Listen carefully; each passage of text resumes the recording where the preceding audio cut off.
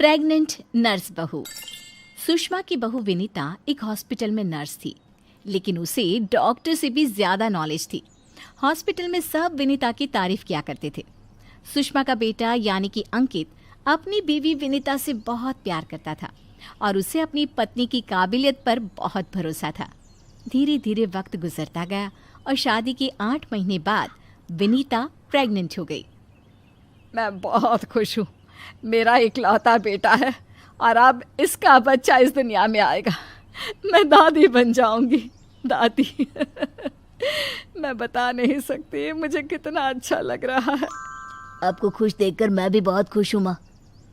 देखो बेटा, वैसे तो विनीता नर्स है, उसे अपने बारे में सब कुछ पता है, लेकिन फिर भी ना आजकल बच्चे पैदा करने में बड़ी परेशानी होने लगी है। उसे कहना कि वो अपना अच्छे से ख्याल रखे। अरे माँ, आप है ना, आपके रहते हमें चिंता करने की क्या ज़रूरत है। मैं तो अपनी बहू का बहुत अच्छे से ख्याल रखने वाली हूँ।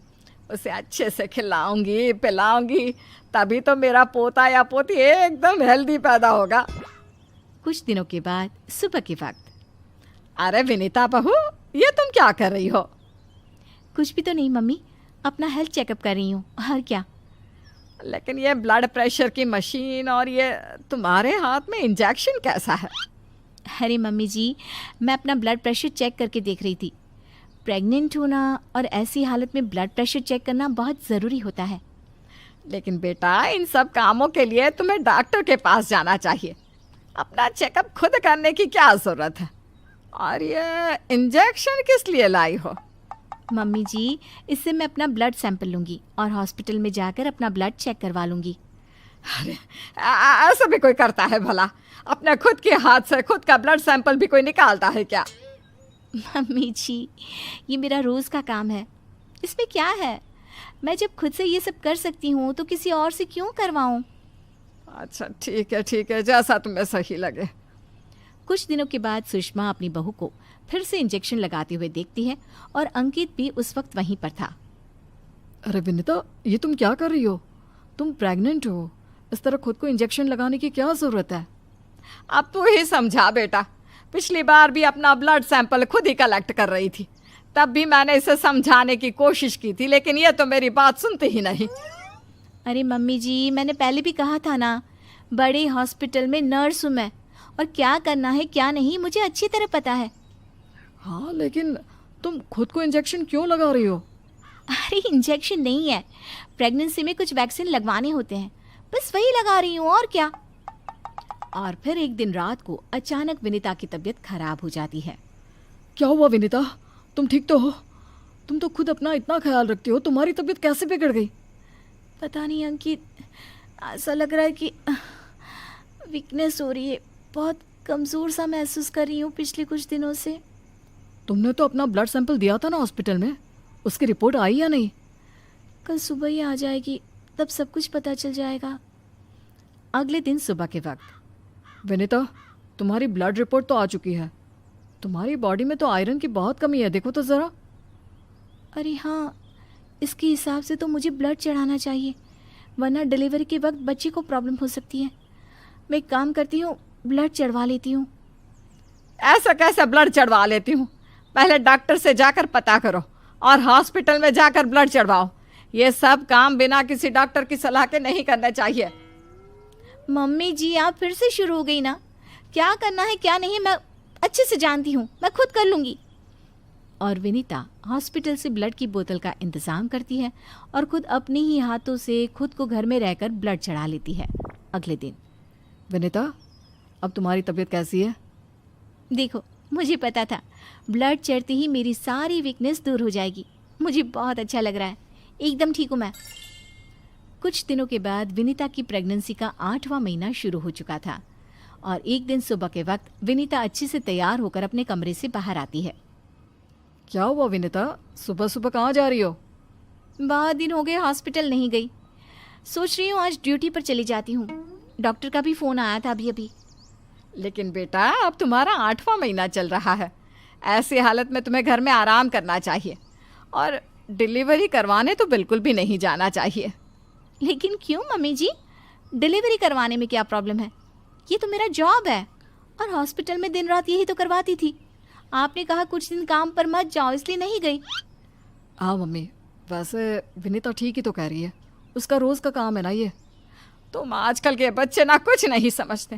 अरे तुम्हें वैसे तो सब पता है, लेकिन शायद ये नहीं पता कि इस हालत में अगर तुम डिलीवरी करवाने आई औरतों को देखोगी तो तुम्हारी सेहत पर बुरा असर पड़ेगा। अरे मम्मी, ऐसा भी कुछ होता है क्या? मम्मी जी, किसी और की डिलीवरी करवाने से मेरे ऊपर कैसे फ़र्क पड़ सकता है? मैं कोई पहली बार थोड़ी ना ये सब करवाने जा रही हूँ। विनीता अपनी सास की एक नहीं सुनती और हॉस्पिटल चली जाती है। वहाँ से वापस आने के बाद, अरे मम्मी जी, आपको मेरी बहुत चिंता हो रही थी ना? ये देखिए, मैं बिल्कुल ठीक ठाक हूँ, अब आपको परेशान होने की ज़रूरत नहीं है। और जानती है, पूरी 5 डिलीवरी करवा कर आई हूँ, वो भी नॉर्मल वाली। देखा मम्मी, मैंने कहा था ना विनीता को नहीं होगा कुछ भी। वो बिल्कुल ठीक है। चलो अच्छा है बहू, मैं भी तो यही चाहती हूँ कि तू एकदम ठीक रहे। और आजकल जिसे देखो उसके ऑपरेशन से बच्चे होते हैं, ये देख देख करना बहुत डर लगता है। चिंता मत कीजिए मम्मी जी, मुझे कुछ नहीं होगा। मैं नर्स हूँ ना, रोज़ हॉस्पिटल में औरतों को सिखाती हूँ कि कैसे अपना ध्यान रखें ताकि नॉर्मल डिलीवरी हो। तभी अचानक हॉस्पिटल से डॉक्टर का कॉल आता है। कॉल पर बात करने के बाद, मम्मी जी, एक इमरजेंसी केस आ गया है, मुझे जाना होगा। अरे लेकिन अभी तो आई हो, कैसी डॉक्टर है तुम्हारी? उसे पता नहीं चलता क्या कि तुम प्रेग्नेंट हो? ऐसी हालत में तुम्हें ना बुलाए। अरे नहीं मम्मी जी, डॉक्टर की भी मजबूरी है। कह रही थी काफ़ी सीरियस केस है और हॉस्पिटल में उन्हें किसी दूसरी नर्स पर इतना भरोसा नहीं जितना मुझ पर है। मुझे लगता है कि तुम्हें मना कर देना चाहिए बहू। कुछ नहीं होगा मुझे मम्मी जी, मैं अभी डिलीवरी करवा के आती हूँ। कुछ देर बाद अंकित के पास हॉस्पिटल से फ़ोन आता है। अरे मम्मी, जल्दी हॉस्पिटल चलिए, वहाँ विनीता की तबीयत खराब हो गई है। हे भगवान, सब ठीक करना, मुझे तो पहले ही डर लग रहा था। अंकित और सुषमा हॉस्पिटल पहुँचते हैं। क्या हुआ विनीता को? वो क्या है ना, विनीता एक नॉर्मल डिलीवरी करवा रही थी। केस बहुत ही सीरियस था और उस लेडी को बहुत ज़्यादा प्रॉब्लम हो रही थी। क्योंकि विनीता खुद प्रेग्नेंट है तो वो अचानक से घबरा गई और उसे लेबर पेन शुरू हो गया। लेकिन अभी तो मेरी बहू का सिर्फ 8वां महीना चल रहा है। देखिए, ऐसा हो जाता है, उस औरत को दर्द में देखकर घबराहट की वजह से विनीता को ये हुआ है। अरे डॉक्टर, लेकिन डरने की कोई बात तो नहीं है ना?